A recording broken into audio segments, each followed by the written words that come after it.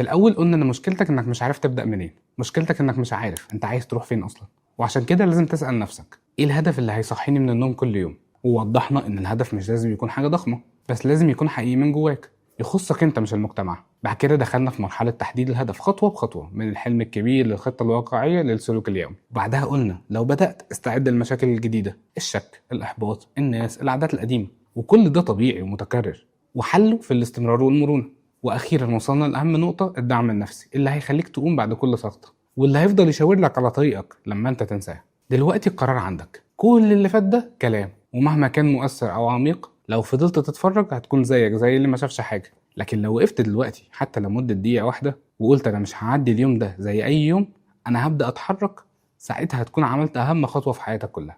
طب ايه بقى ممكن تكون خطواتك الجايه؟ اول حاجه هات ورقه وقلم واكتب جمله واحده، هو انا عايز اوصل لايه. قسم الهدف ده لمراحل حتى لو كانت بسيطه جدا.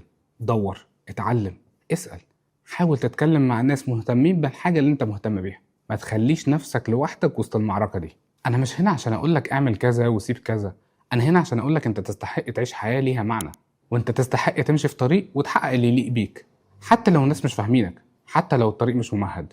اكتب لي بقى تحت في الكومنتس ايه اكتر حاجه بتواجهك، ايه الحاجه اللي نفسك تبدا فيها بس مش قادر، وان شاء الله احنا هنعمل فيديوهات في المستقبل للرد على كل الاسئله دي. شاركنا مش عشان لايكات، لكن عشان يمكن كلمتك تساعد حد تاني وتساعدك انت في المستقبل لما ترجع تشوفها. وفي الختام، حياتك مش لعبه، حياتك ليها قيمه، وحياتك ممكن تبدا من اللحظه دي، بس القرار دايما في ايدك انت.